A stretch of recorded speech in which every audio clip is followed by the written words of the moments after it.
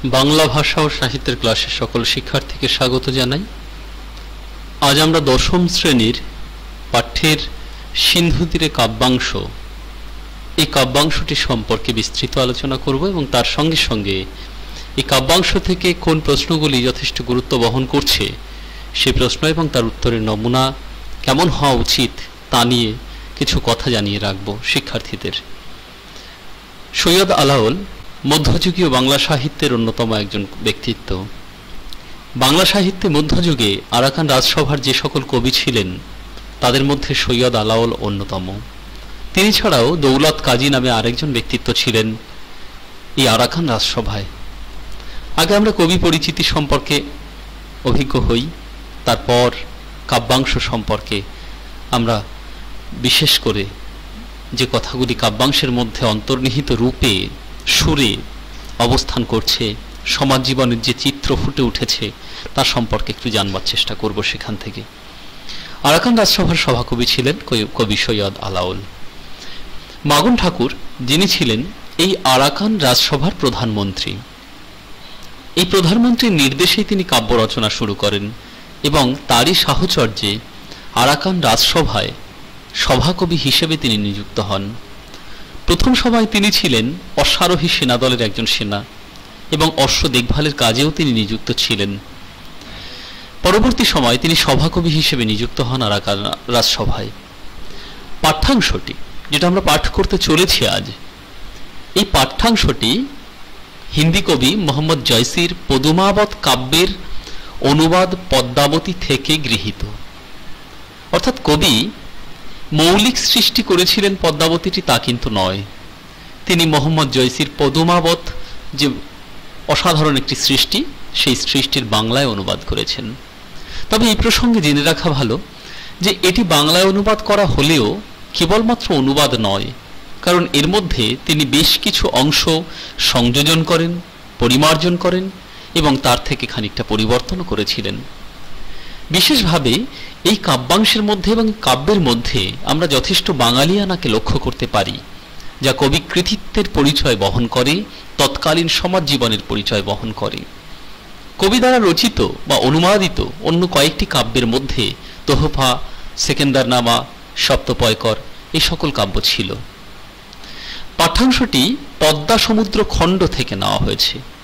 পদুমাবত অর্থাৎ পদ্মাবতী, বাংলায় যেটা অনুবাদিত হলো পদ্মাবতী, তার যে যতগুলি খণ্ড ছিল তার মধ্যে ৩৫তম খণ্ড পদ্মা সমুদ্র খণ্ড।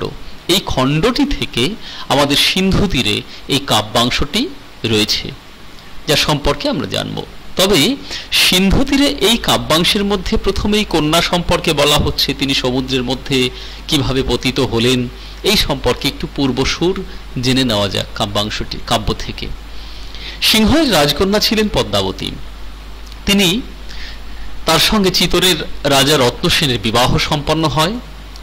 বিবাহ করে ফেরার পথে সমুদ্রে ভয়ঙ্কর বিপর্যয়ের সৃষ্টি হয় এবং সেই বিপর্যয়ের কারণে তাদের সমুদ্র তরীটি বিপর্যস্ত হয়।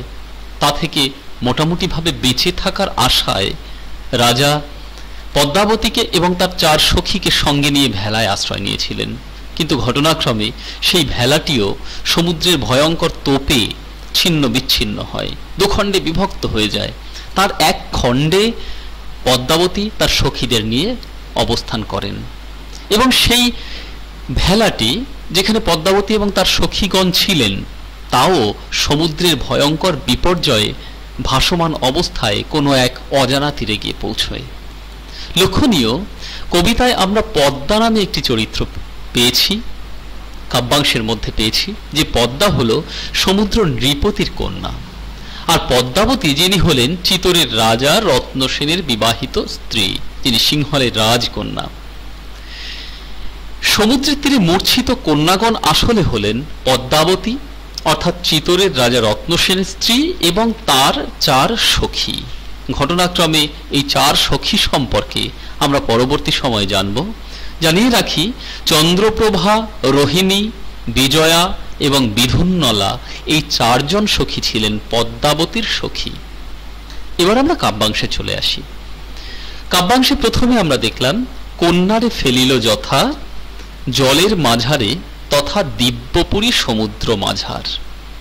অর্থাৎ কন্যা, যে কন্যা ভাসমান অবস্থায় সমুদ্রের উপর থেকে এসে পৌঁছলেন, যেখানে রাজা তাকে প্রাণ দেওয়ার আশায়, নিজে প্রাণ ফিরে পাওয়ার আশায় এক তরীতে আশ্রয় নিলেন সমুদ্রের মধ্যে, সেখান থেকে ভাসতে ভাসতে যেখানে ফিরে এলেন এই রত্নসেনের স্ত্রী অর্থাৎ সিংহল রাজের কন্যা, সেই স্থানটি হল সমুদ্রের মধ্যের কোনো এক দিব্যপুরী।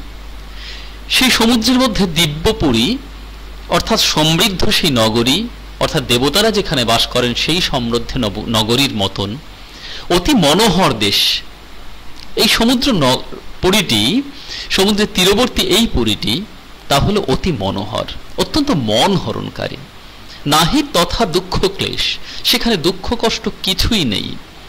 সত্য ধর্ম সদা সদাচার, সেখানে সত্য ধর্ম সব সময় বিরাজ করে। সত্য ধর্ম শব্দের অর্থ হলো সততাপূর্ণ আচরণ। আমরা এই অংশ থেকে অনুভব করতে পারি সত্য ধর্মের প্রতি, সত্য ধর্ম পালনের প্রতি একটা শ্রদ্ধা বোধের প্রতি কবি দৃষ্টি আরোপ করতে চেয়েছেন। তাই সমুদ্রপুরী যা সত্য ধর্মে পূর্ণ, তাই সেখানে দুঃখ কষ্টের এতটুকু লেশ মাত্র নেই। সমুদ্র নৃপতি সুতা, সমুদ্রের রাজার কন্যা, সুতা শব্দের অর্থ কন্যা, তিনি পদ্মা নাম ধারণকারী, তিনি গৌণ সম্পন্না। তিনি সিন্ধু তীরে দিব্যস্থানে অবস্থান করছেন। যে দিব্যস্থানের বর্ণনা কবি এখানে প্রদান করেছেন, উপরে পর্বত এক, ফল ফুলে অতিরেক।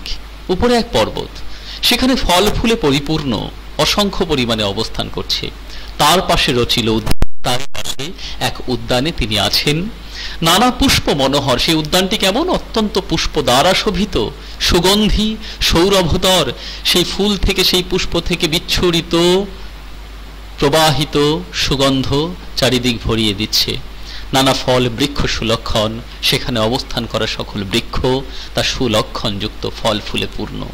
তাহাতে বিচিত্র টঙ্গি, হেম রত্নে নাড়ানো রঙ্গি, সেখানে বিচিত্র সব হেম রত্ন, সোনা, বিভিন্ন মূল্যবান রত্ন সামগ্রী টাঙানো অবস্থায় আছে, ঝোলানো অবস্থায় আছে, এবং তা চারিদিককে রঞ্জিত করছে, রাঙিয়ে তুলছে।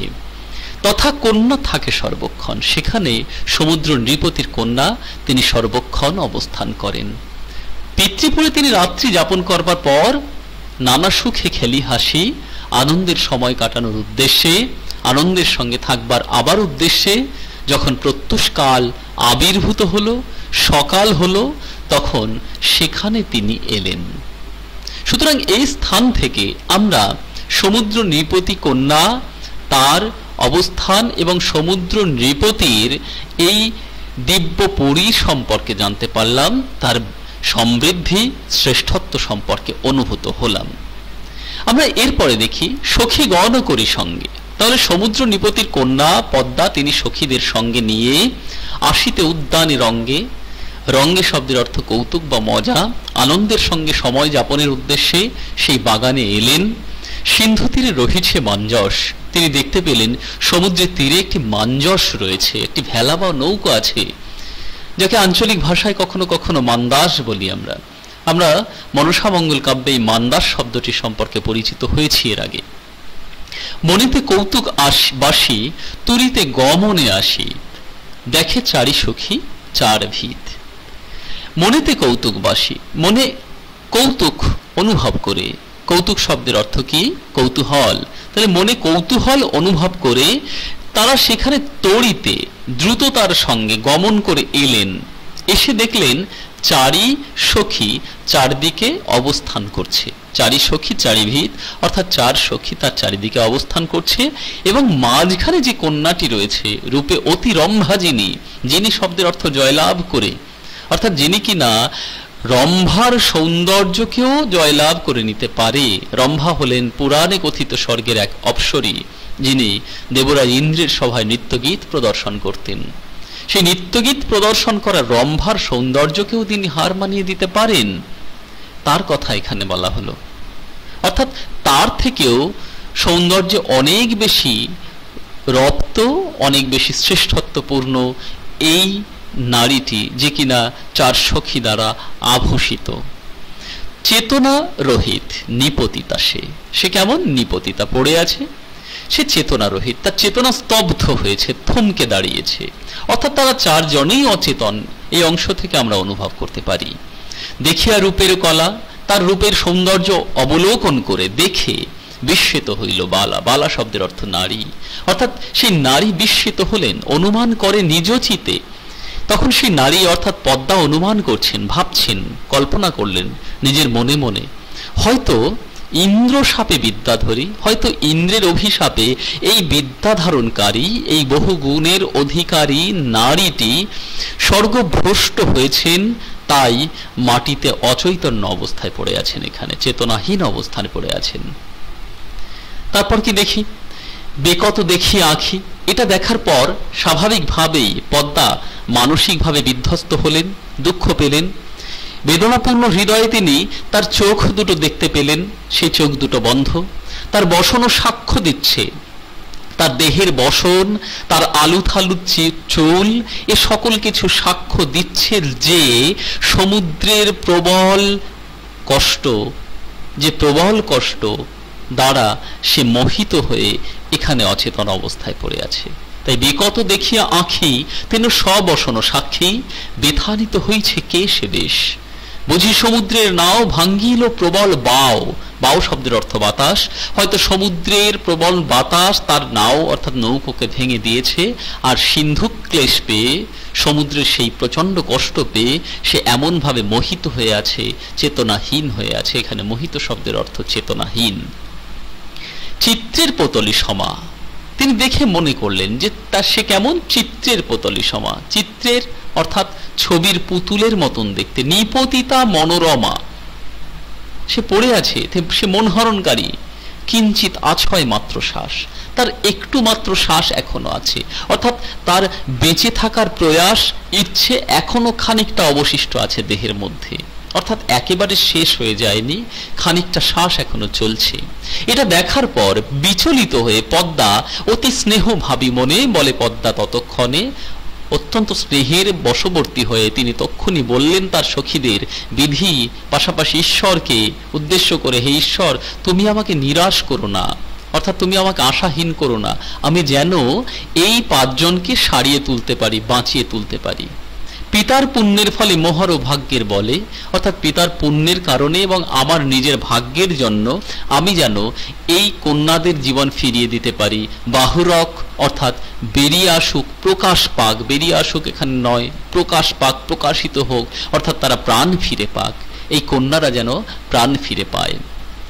চিকিৎসিমু প্রাণপণ, তিনি প্রতিজ্ঞা নিলেন তখন যে আমি প্রাণপণ তাকে চিকিৎসা করব। কৃপা করো নিরঞ্জন, হে নিরঞ্জন, হে পরমাত্মা, তুমি আমাকে কৃপা করো, দক্ষিণীরে করিয়া স্মরণ, আমাকে মনে রেখে। ঈশ্বরকে উদ্দেশ্য করে তিনি বললেন যে হে ঈশ্বর, তুমি আমাকে স্মরণ করে আমাকে কৃপা বর্ষণ করো, আমি যেন এদের প্রাণ ফিরিয়ে দিতে পারি। সখী সবে আজ্ঞা দিল, উদ্যানের মাঝে নিল। তারপর সখীদের আজ্ঞা দিয়ে দেওয়ার পর সেই আজ্ঞা পালন করবার জন্য আদেশ দিলেন তিনি যে তাকে নিয়ে উদ্যানের মাঝে যাওয়া হোক, পঞ্চজনে বসনে ঢাকিয়া। এই পাঁচজনকে বসন দ্বারা আবিষ্ট করে ঢেকে দিয়ে, এই পাঁচজন কে কে আমি বলেছি প্রথমে একজন হলেন পদ্মাবতী এবং তার চার সখী চন্দ্রপ্রভা, রোহিণী, বিজয়া এবং বিধুন্নলা। পাঁচজনকে বসন দ্বারা ঢেকে সেখানে নিয়ে যাওয়া হলো। অগ্নি জালি ছেকে গাও, কেহ শিরে কেহ পাও, তন্ত্রে মন্ত্রে মহৌষধি দিয়া। তারপর তাদের দেহে তাপ ফিরিয়ে আনার উদ্দেশ্যে, তাদের প্রাণ ফিরিয়ে আনার উদ্দেশ্যে আগুন জেলে তাদের দেহে পায়ে সেক প্রদান করে, অর্থাৎ তাপ প্রদান করে তাদের প্রাণ ফিরিয়ে আনার প্রয়াস করা হলো সেখানে। আর তার সঙ্গে সঙ্গে তন্ত্রমন্ত্র এবং মহৌষধ অর্থাৎ গাছগাছড়া জাতীয় ঔষধ এগুলো প্রদান করে তাদের প্রাণ ফিরিয়ে আনার এক যথেষ্ট প্রয়াস তিনি করতে শুরু করলেন। একটু সময়ের জন্য নয়, দীর্ঘ সময়ের জন্য। দণ্ড চারই এই মতে, 4 দণ্ড সময় ধরে। 4 দণ্ড, 1 দণ্ড সময়ের অর্থ 24 মিনিট, 4 দণ্ড সময়ের অর্থ হলো 96 মিনিট ধরে, অর্থাৎ সুদীর্ঘ সময় ধরে বহু যত্নে তাকে এভাবে চিকিৎসা করে 5 কন্যাকে প্রাণ ফিরিয়ে দিলেন তিনি। পঞ্চকন্যা পাইলা চেতন, 5 কন্যা চেতনা ফিরে পেল। পদ্মাবতী ও তার সখীরা চেতনা ফিরে পেল। এখানে শ্রীযুত মাগন গুণী মহন্ত আরতি শুনি, শ্রীযুত মাগন গুণী অর্থাৎ মাগন ঠাকুরের নির্দেশে মহন্তের আরতি শ্রবণ করে হীন আলাওল তিনি এভাবেই একটা সুন্দর রচনা আমাদের সামনে তুলে ধরেছেন।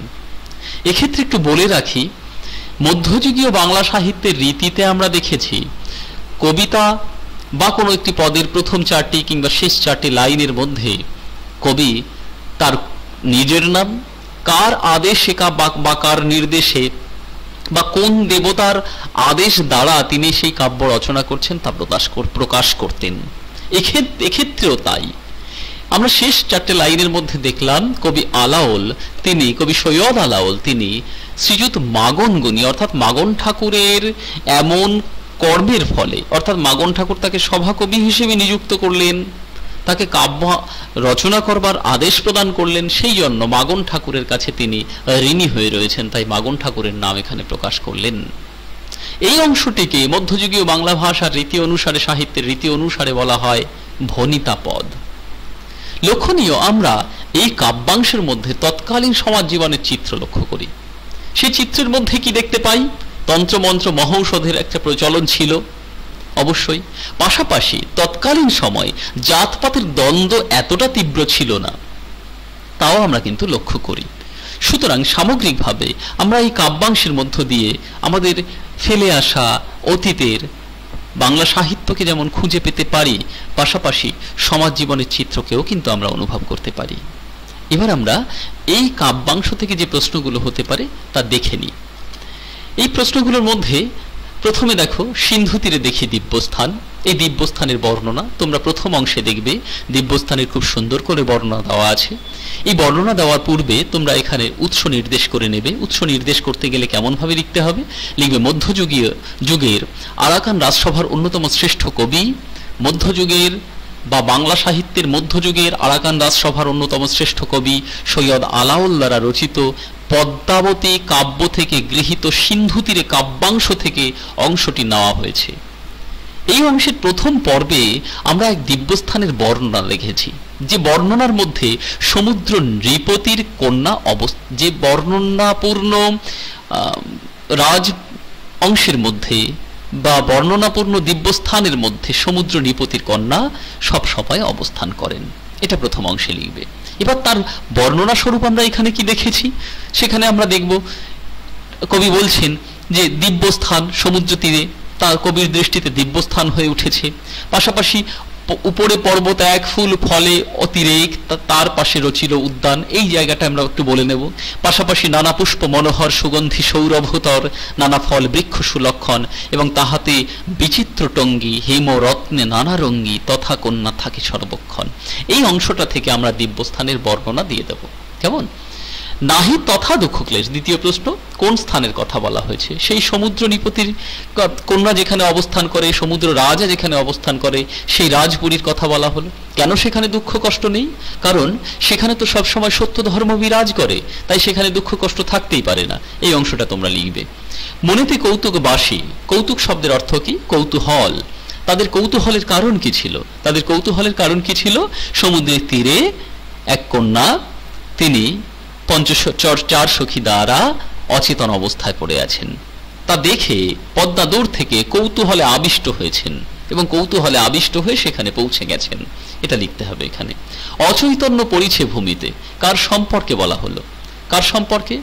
সেই অচেতন মানুষটি সম্পর্কে, সে অচেতন নারীটি সম্পর্কে, যে কিনা রম্ভার সৌন্দর্যের থেকেও সৌন্দর্য বিধান করতে পারে, সৌন্দর্য ধারণ করতে পারে, তার সম্পর্কে বলা হলো। তার সম্পর্কে পদ্মার কি ধারণা হয়েছিল? এখানে তোমরা উত্তরটি লিখবে, তার সম্পর্কে পদ্মার ধারণা হয়েছিল হয়তো স্বর্গভ্রষ্ট হয়েছেন তিনি, কোনো এক দেবতার অভিশাপের কারণে, ইন্দ্রের শাপে অভিশপ্ত হয়ে তিনি হয়তো স্বর্গভ্রষ্ট হয়েছেন, তাই অচেতন অবস্থায় ভূমিতে পড়ে আছেন। বিধি মনে না করো নৈরাশ, কেমন ভেবেছিল? পদ্মা এমন ভেবেছিল। তার এমন ভাবার কারণ কি ছিল? এই জায়গায় তোমরা কি লিখবে? হয়তো এই অচেতন মানুষটির প্রাণ ফিরিয়ে দিতে তিনি যদি অসমর্থ হন, তাই প্রথমেই ঈশ্বরের নিকটে নিজেকে সমর্পণ করলেন, যে সমর্পণের মধ্য দিয়ে তিনি সেবা কর্মকে ধারণ করবার এক ব্রত গ্রহণ করলেন যেন। এই স্থান থেকে আমরা কিন্তু পদ্মা নামে চরিত্রের মহানুভবতার সন্ধান পাই, পরোপকারী মানসিকতার সন্ধান পাই। তাহলে তার এমন ভাবার কারণ কি ছিল? তার এমন ভাবার কারণ ছিল তিনি যেন সম্পূর্ণভাবে সাফল্যের সঙ্গে এই নারীর প্রাণ ফিরিয়ে দিতে সক্ষম হয় এবং তার সখীদের প্রাণ ফিরিয়ে দিতে সক্ষম হয়, সে কথা লিখতে হবে। পঞ্চকন্যা পাইলা চেতন। পঞ্চকন্যা কিভাবে চেতনা ফিরে পেল আমরা এখানে দেখে নেব। পদ্মা এবং তার সখীগণ তাদের কি করেছে, সুদীর্ঘ সময় ধরে 4 দণ্ড অর্থাৎ 96 মিনিট এই সময় ধরে দীর্ঘ সেবা শুশ্রূষার পর তন্ত্রমন্ত্র মহৌষধ প্রদান করবার মধ্য দিয়ে তাদের প্রাণ ফিরিয়ে দিয়েছে। এভাবে আমরা প্রশ্নের উত্তরগুলো রচনা করব। তা সত্ত্বেও তোমাদের যদি কখনো মনে হয় কোনো প্রশ্নের উত্তর জিজ্ঞাসা করে নিতে হবে, তাহলে অবশ্যই কমেন্ট বক্সে লিখতে ভুলো না। আর এভাবে দেখতে থাকো, ক্লাসের সঙ্গে জুড়ে থাকো। সকলকে ধন্যবাদ। বাংলা ভাষা ও সাহিত্য আমাদের সবার প্রচেষ্টা এভাবেই সুন্দর হয়ে উঠুক।